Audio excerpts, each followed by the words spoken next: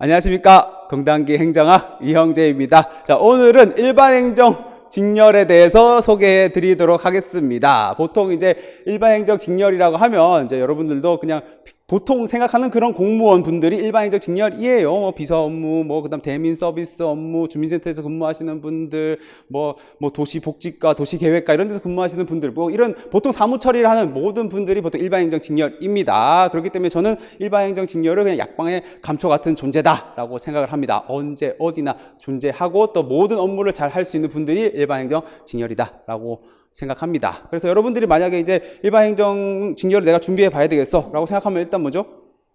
몇 명이나 선발하지? 그러니까 제일 가장 많이 선발하는 직렬 중에 하나입니다. 1만 명씩 선발을 하고 있습니다. 특히 지자체는 거의 다 일반 행정 직렬이 많아요. 그렇기 때문에 여러분들 정말 많이 선발을 한다 뭡니까? 기회가 많다라고 생각하시면 되겠습니다. 실제로 같은 과목을 공부해서 뭡니까? 국가직 9급도 볼 수 있고 지방직 9급도 볼 수 있죠. 그리고 하반기에 또 실시되는 7급까지 생각이 있으시면 조금 과목이 다르지만 또 7급까지도 준비할 수 있습니다. 그래서 일단은 9급만 생각하신다 하더라도 1년에 2번 시험을 볼 수 있겠죠. 그러면 시험 뭘 봐야 되느냐? 무슨 과목을 보느냐를 보시면 일단 4월에 국가직 9급 같은 경우는 4월 달에 이렇게 5과목을 보게 됩니다. 그래서 이제 행정학 같은 경우는 행정학 개론이라고 해서 이제 시험을 보게 되는데 이제 행정학이라고 표현을 해요. 7급은. 근데 이제 9급은 행정학 개론이라고 표현을 합니다. 그럼 두 개가 뭐가 다릅니까?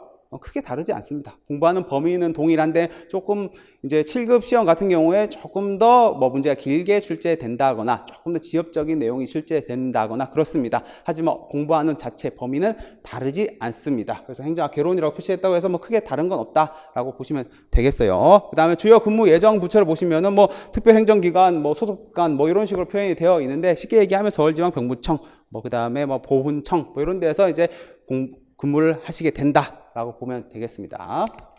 그럼 한번 일단 2020년도 전국 일행 배정 어디로 갔는지 한번 볼까요? 보시면은 개인정보보호위원회, 공정거래위원회, 여성가족부 다양한 부처에 다 갔죠. 다양한 데 모두 가게 된다라고 생각하시면 되겠습니다. 그럼 여러분들이 또 이런 질문을 많이 해요. 여기는 제가 갈 수 있을까요? TO가 얼마나 나오나요? 이런 거 많이 물어보는데 결론부터 말씀드리면 TO는 해마다 달라집니다. 왜냐하면 이제 퇴직하는 인원 달라요. 해마다 퇴직하는 인원 다르고 또 그 업무에 소요되는 사람도 다릅니다. 예를 들어서 질병관리청 볼까요? 21명이죠. 왜 그렇겠습니까? 지금 코로나19 때문에 대응할 일이 많잖아요. 그렇기 때문에 이렇게 많이 뽑은 겁니다. 그렇기 때문에 TO는 해마다 달라지기 때문에 뭐라 말씀드릴 수는 없다라고 보시면 되겠어요. 하여튼 다양한 부처에서 어쨌든 가고 있다라고 보시면 되겠죠. 그 다음에 이제 국가의 7급 같은 경우에는 보통 7월 달에 이제 PSAT 올해부터 이제 실시를 하게 되고요. 9월 달에 이렇게 4과목 2차 시험을 보게 됩니다. 여기도 행정학이라고 되어 있죠. 9급 시험보다는 조금 더 난이도 있게 출제가 되고 있지만 공부하는 범위는 큰 차이는 없다라고 보시면 되겠습니다. 그 다음에 국가의 7급 같은 경우에도 마찬가지예요. 전 부처 다 가게 됩니다. 볼까요? 보시면은 국방부, 방위사업청부터 시작해서 보건복지부, 산림청, 통계청, 해양수산부 다양한 부처에 가게 되죠. 보시면 정말 다양한 부처에 가게 되는데 그래서 여러분들이 선호가 되게 중요해요. 그러니까 내가 어떤 일을 해보고 싶다라는 생각을 좀 가지고 있어야 됩니다. 워낙 다양한 업무를 하기 때문이고 그게 또 왜 가져야 되느냐? 면접에서 그걸 또 물어봅니다. 그렇기 때문에 여러분 어디 부처 가고 싶어서 공부 시작했습니까? 이런 거 물어보게 되거든요. 그렇기 때문에 난 어떤 데 좀 뜻이 있다라고 생각하시면서 공부를 하시면 조금 더 동기부여도 되고 좋겠네요. 이렇게 보시면 되겠습니다. 그러면 지방직 이제 9급 시험 같은 경우에 살펴보겠습니다. 보시면 열심히 마찬가지죠. 5과목을 보게 되고 보통 6월 달에 시험을 보게 됩니다. 일단은 국가직 9급이랑 시험 과목이 똑같아요. 그게 뭡니까? 같이 공부해서 2번 시험을 본다는 얘기죠. 그래서 4월에 시험을 본 이후에 바로 다시 정리를 하셔서 이제 시험을 보시면 되는 겁니다. 똑같다. 공부하는 거는 방식은 동일하다라고 보시면 되겠습니다. 그렇기 때문에 2번 시험을 볼 수 있겠죠. 같은 공부를 해서. 일단 주요 근무 예정지는 주민센터에서 근무를 하게 되는데 주로 주민센터에서 많이 근무를 합니다. 그러면 주민센터에 근무했을 때의 장점 중에 하나는 집 가까이에 배정을 해줘요. 그게 가장 큰 장점 중에 하나입니다. 근데 여러분들이 지금 일을 안 해보셔서 아직 와닿지는 않을 수 있는데 사실은 직장인 입장에서 이 출퇴근 시간이 줄어드는 거는 굉장히 본인의 인생의 복지에 아주 많은 중요한 요인이 돼요. 그렇기 때문에 이런 거는 상당히 큰 장점이다라고 보시면 되겠습니다. 그럼 일단 한번 볼까요? 동작구청 보겠습니다. 동작구청 보시면은 이런 식으로 이제 조직도가 다 와 있어요. 보면은 생활 또 있고 일자리, 그 다음에 복지, 우리 어르신 장애인과 이런 데 보이죠? 그 다음에 뭐 주택, 도시 계획도 하고요. 그 다음에 보건 뭐 이런 거 요즘 코로나 때문에 여기 좀 중시가 되고 있죠. 그 다음 뭐 채용, 문화 이런 업무도 하고 있습니다. 어떻습니까? 보면 어때요? 주민의 좀 생활에 밀접한 관련이 있는 이런 업무들을 많이 수행하고 있습니다. 실제 구청에서 진짜 정말 그 정말 주민과 관련된 일은 정말 구청에서 많이 결정하고 실제 업무도 수행을 합니다. 그 다음에 이제 노량진 1동, 여러분 노량진에 계시는 분들 많을 텐데 노량진 1동 주민센터에서 하는 업무를 보면 여러분들이 조금 더 와닿아요. 보통 왜냐하면 우리가 주민센터를 많이 가잖아요. 주민센터 가면 뭐 이렇게 민원 서류도 발급받고 뭐 신청서도 쓰고 이런 업무들을 다 하게 됩니다. 여러분들도 실제 이제 합격하시면은 이런 업무 많이 맡으실 가능성이 높아요. 이렇게 뭐 민방위도 하고 이런 정말 진짜 생활과 관련된 이런 업무들을 많이 맡으시게 될 겁니다.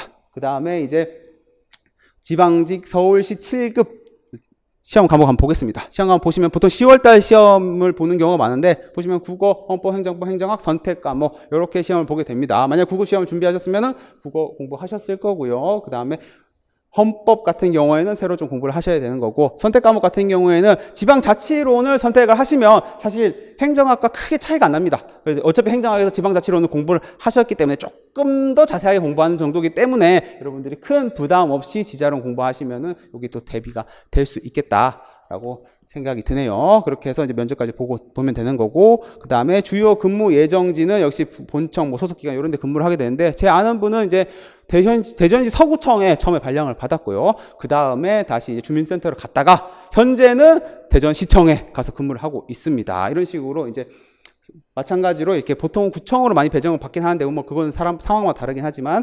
이렇게 청 갔다가 센터 갔다가 시청 갔다가 다양한 곳에서 근무를 하게 됩니다. 그래서 이제 서울시장 조직도 같은 데 보면은 이렇게 서울시장 같은 경우에도 이렇게 정말 많은 일을 해요. 뭐 안전 총괄실, 도시재생, 도시계획, 소방도 하고 시민 건강도 챙기잖아요. 시민 건강국, 기후환경, 기후환경도 챙겨요. 기후환경, 행정, 재무 여러 가지 업무를 다 하게 되고, 일반 행정 같은 경우에는 다른 직렬에 비해서 어디든 다 일반 행정은 그냥 필요한 곳에 다 배치를 해줍니다. 일반 행정으로 들어왔다 하면은 이미 이 인사에서 생각하는 게 어디든 갈 수 있다 이런 마인드가 있어요. 그렇기 때문에 필요한 데마다 탁탁탁 바로바로 배정하는 이런 아주 중요한 업무를 맡게 되는 겁니다. 필요한 곳에 착착착착 들어가서 여러분들이 핵심적인 업무를 하게 될 거예요. 그 다음에 보시면 이제 뭐 체육관광 같은 경우에도 보시면 관광정책과 뭐 관광산업과 체육정책, 체육진흥, 올림픽 추진과까지 정말 다양한 업무를 여러분들이 맡을 수 있고, 또 재미도 있습니다. 실제로 일을 해보면은 요렇게 하는구나 이런 것도 알게 되면서 본인도 실제 중요한 역할도 많이 맡으시게 될 거예요. 이제 여기서 이제 여러분들이 많이 질문하는 것 중에 하나가 국가직이 좋습니까? 지방직이 좋습니까? 이런 걸 많이 여쭤보는데, 제가 봤을 때는 별 차이가 없다라고 말씀을 드릴 수 있겠어요. 예전 같은 경우에는 이런 문화가 있었어요. 국가직이 좀 더 큰 일을 하니까 이제 좋다 뭐 이런 게 있었는데, 요즘은 전혀 그렇지 않습니다. 여러분들 인식도 그래요.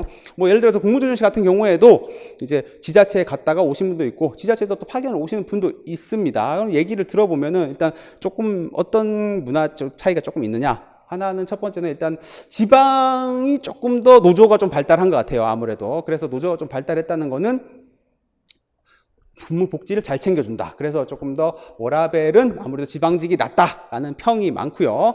그 다음에 업무 같은 경우에는 업무도 이제 뭐 어떤 업무가 중요하다 안 중요하다를 떠나서 조금 더 국가직에 비해서는 조금 더 단순한 편이라고 합니다. 왜냐하면은 아무래도 이해관계자가 국가 업무에 비해서 조금 덜한 편이에요. 그렇기 때문에 조금 더 단순하지만 그거는 큰 차이는 없다. 어차피 뭐 어떤 업무를 맡느냐는 업무 성격에 따라 다르기 때문에 뭐 그런 정도 차이? 이 정도가 있다고 합니다. 그렇기 때문에 여러분들이 선호에 맞춰서 지원을 하시고 또 일을 하시면 되는 거기 때문에 크게 그런 지방직이 좋다, 국가직이 좋다 이런 건 따지지 않고 본인의 업무 하고 싶은 것에 맞추어서 이제 결정을 하시면 되겠습니다. 그래서 너무 어떤 걸 해야 된다, 어디를 가야 된다, 이렇게 생각하지 마시고, 그냥 열심히 공부해서 합격을 하겠다, 이런 마음으로 이제 공부를 하시면 좋겠습니다. 그리고 여러분 또 고민하는, 이제 질문하시는 것 중에 하나가, 이제 어디가 또 일이 많습니까? 야근이 많습니까? 이런 거 물어보는데, 이것도 상황마다 다릅니다. 누구를 만나느냐, 어떤 업무를 하냐에 따라서도 다른 경우가 많아요. 그래서 그런 건 사실 일률적으로 말씀드리기 어렵습니다. 실제로 이제 공무조정실에 어떤 모 국에서 정말 매번 편하다라고 얘기하는 곳이었는데, 제 동기가 누가 가는데 그때부터 바빠졌어요, 일이. 그래가지고 그 친구 집에 못 가더라고. 사람들이 거기는 다 안 바쁘다고 생각하는 곳이었어요. 그러니까 걔가 집을 못 가니까 쟤는 왜 저러지? 막 이렇게 생각하는 거야. 뭐 이런 일도 발생한 적이 있고, 뭐 예를 들어서 또 재난 뭐 지원, 뭐 재난 뭐 상황반, 뭐 이런 데 가면은 재난이 안 터지면은 하루 종일 그냥 놀아요. 뭐 별일 뭐 태풍이 안 나. 태풍이 없어. 원래. 그러면 그냥 계속 대기만 하고 있다 가. 근데 어떤 애는 태풍이 막 계속 터지고 막 집중호우 내려서 어디 막 산사태 나고 이러면 이제 엄청 바빠지는 거죠. 그렇기 때문에 이게 업무라는 게 어떻게 바쁩니까? 뭐 이런 거는 상황마다 달라질 수 있고, 뭐 저는 옛날에 또 이제 이런 것도 전 물어봤어요.